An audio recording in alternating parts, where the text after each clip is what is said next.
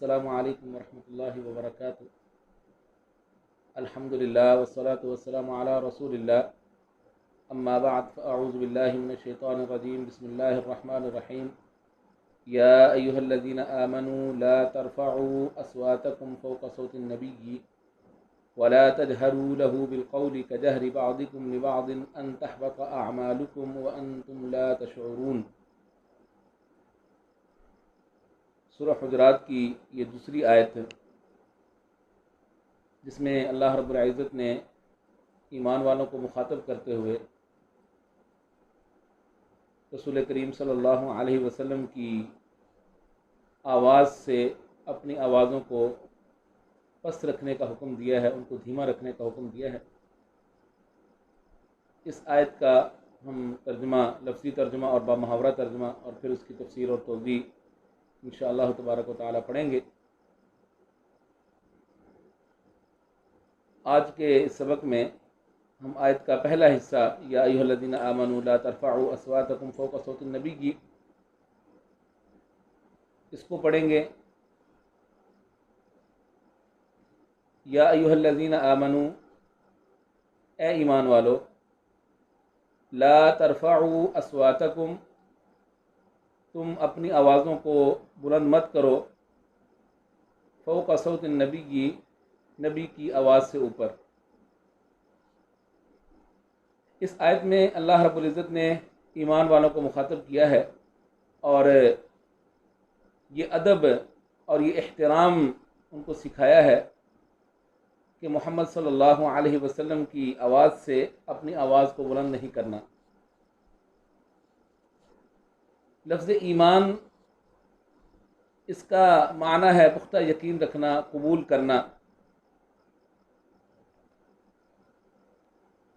अरकान ईमान अल्लाह के नबी सल्लल्लाहु अलैहि वसल्लम ने ईमान के 6 अरकान अपने असहाब को बतलाए, सहाबा इकराम रिज़वानुल्लाहि अलैहिम अजमईन को सिखाए। मशहूर हदीस जिब्रील, जिसमें जिब्राइल अमीन अलैहिस्सलाम रसूल करीम सल्लल्लाहु अलैहि वसल्लम के पास आते हैं और आकर बहुत से सवालात करते हैं। पहला सवाल, मल इस्लाम, अल्लाह के रसूल इस्लाम क्या है? आप इस्लाम के बारे में बताते हैं, इस्लाम के 5 अरकान उनको बताते हैं। दूसरा सवाल करते हैं, मल ईमान, अल्लाह के रसूल ईमान क्या है? तो रसूलुल्लाह सल्लल्लाहु अलैहि वसल्लम फरमाते हैं, अन तुमिना बिल्लाहि व मलाइकतिही व कुतुबिही व रुसुलिही वल यौमिल आखिरी व क़द्रि खैरिही व शर्रिही।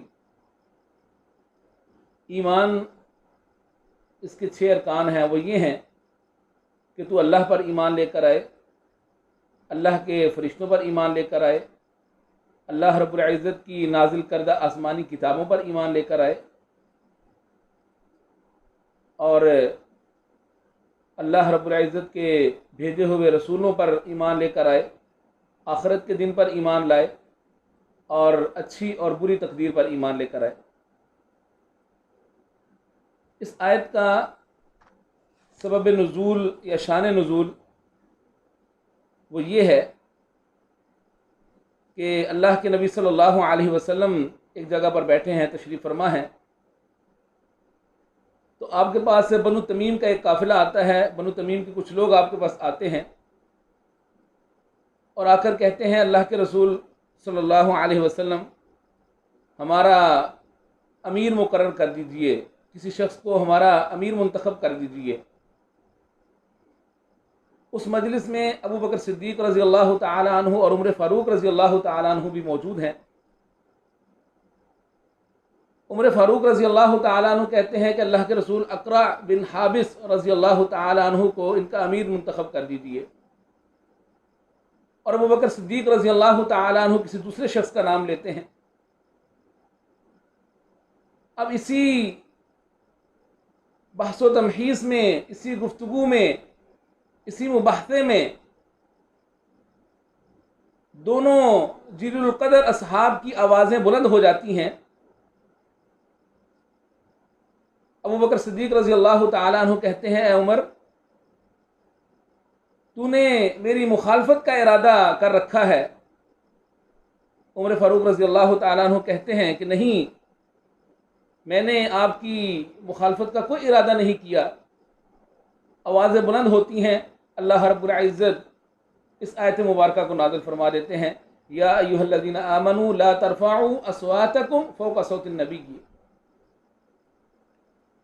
अब्दुल्लाह इब्न ज़ुबैर रज़ी अल्लाह तआला अन्हु फरमाते हैं कि इस आयत के नुज़ूल के बाद उमर फ़ारूक रज़ी अल्लाह तआला अन्हु इस अंदाज से, इस धीमे अंदाज से और इतनी पस्त आवाज़ से गुफ्तगू किया करते थे कि हमें उनकी बात को सुनने और समझने के लिए उनसे दोबारा पूछना पड़ता था।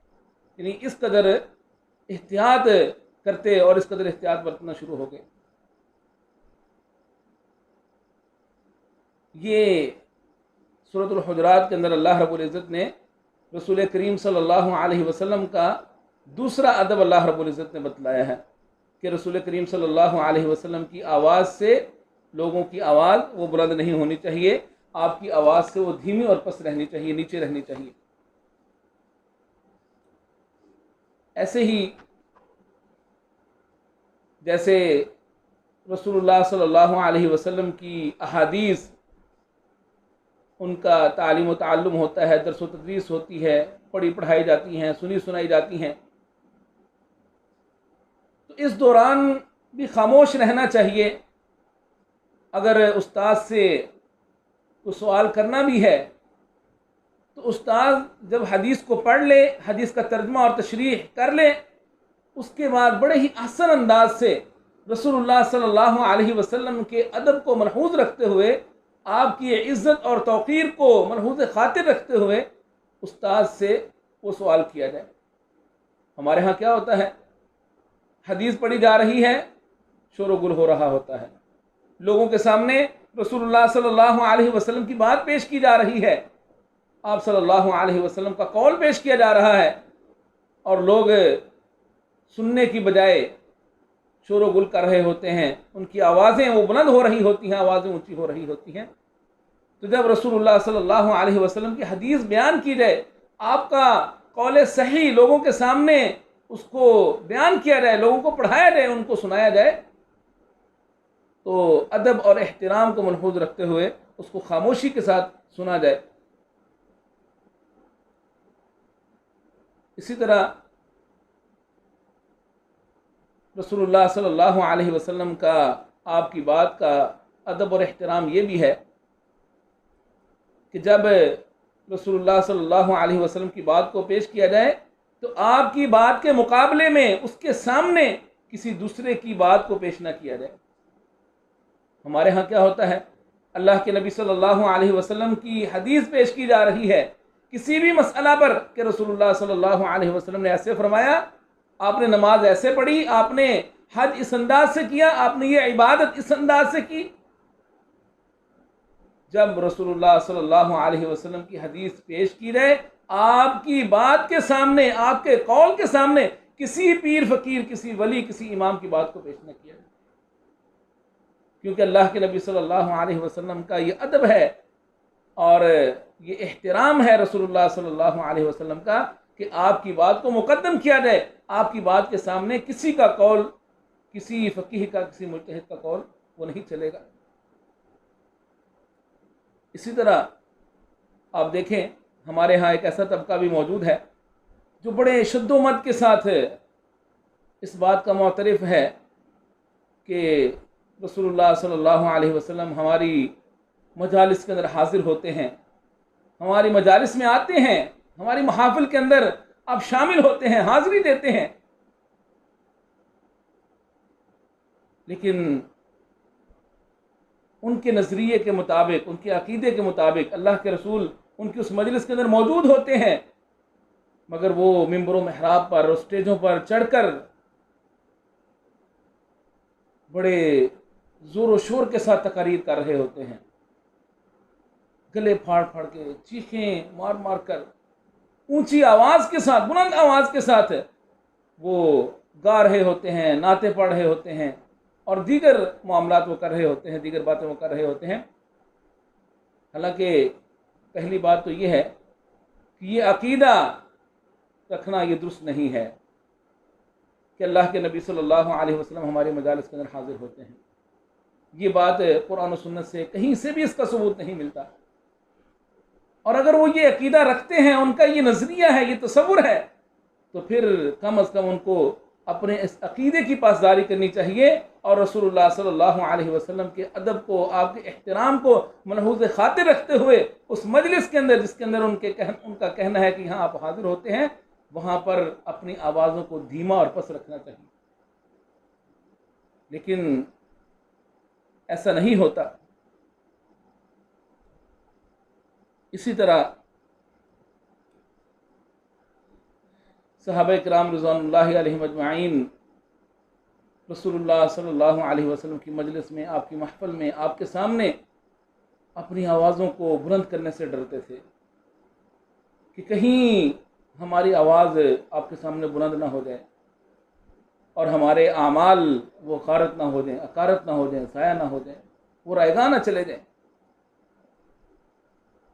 सहाबी रसूल अज़ीम ख़तीब साबित बिन कैस रज़ी अल्लाह तआला अन्हु का एक वाक़या मशहूर है।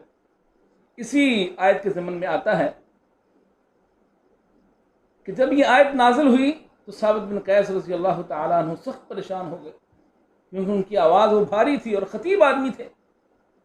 सख्त परेशान हो गए कि ये आयत मेरे मुतालिक नाज़िल हुई है, मेरे आमाल ज़ाया हो गए हैं, मेरे आमाल वो रायगा चले गए हैं, ख़त्म हो गए हैं। इसी वजह से, इसी सबब से वो अपने घर में बैठ जाते हैं, मस्जिद में नहीं आ रहे।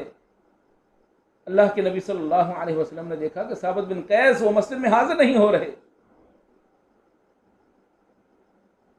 अल्लाह के नबी सल्लल्लाहु अलैहि वसल्लम सहाबा से पूछते हैं कि साबित बिन कैस क्यों नहीं आ रहे। मुसलमान सहाबा जाते हैं, साबित बिन कैस रज़ी अल्लाह तआला अन्हु की खबर लेते हैं, पूछते हैं कि भाई तुम मस्जिद में क्यों नहीं आ रहे, अल्लाह के रसूल तुम्हारे मुतालिक पूछ रहे हैं। कहते हैं कि मेरी आवाज़ वो भारी है, मेरी आवाज़ मोटी है और मैं डरता हूँ कि अल्लाह के नबी सल्लल्लाहु अलैहि वसल्लम के सामने मेरी आवाज़ वो बुलंद ना हो जाए, मेरी आवाज़ ऊंची ना हो जाए और मेरे आमाल ज़ाया ना हो जाए और मैं जहन्नम वालों में से ना हो जाऊँ। सैयदना अनस इब्न मालिक रज़ी अल्लाह तआला अन्हु फरमाते हैं कि जब उनकी ये बात रसूलुल्लाह सल्लल्लाहु अलैहि वसल्लम के सामने पेश की गई तो अल्लाह के रसूल सल्लल्लाहु अलैहि वसल्लम ने फरमाया कि हुवा मिन अहलिल जन्ना, वो जहन्नमियों में से नहीं बल्कि जन्नत वालों में से है। तो साबित बिन कैस रज़ी अल्लाह तआला अन्हु वो इस वजह से घर बैठ गए कि कहीं मेरी आवाज़ वो रसूल करीम सल्लल्लाहु अलैहि वसल्लम की आवाज़ से बुलंद ना हो जाए। तो ये अल्लाह के नबी सल्लल्लाहु अलैहि वसल्लम का अदब है, आपका एहतराम है, जो अल्लाह रब्बुल इज़्ज़त ने कुरान करीम के अंदर मुसलमानों को इसकी तालीम दी है। तो हमें चाहिए कि हम आपके अदब को, आपके एहतराम को, उसको मनहूज़ रखें और अपनी आवाज़ों को जब रसूलुल्लाह सल्लल्लाहु अलैहि वसल्लम की अहादीस पढ़ी जा रही हों, आपके अक़वाल पेश किए जा रहे हों, सुने सुनाए जा रहे हों, उस वक्त अपनी आवाज़ों को हम पस्त रखें, उनको धीमा रखें। अल्लाह रब्बुल इज़्ज़त हमें समझने के और अमल करने की तौफ़ीक़ अता फ़रमाए। अक़ूलु क़ौली हाज़ा अस्तग़फ़िरुल्लाह ली व लकुम व लिसाइरिल मुस्लिमीन वस्तग़फ़िरूहु इन्नहु हुवल गफ़ूरुर रहीम।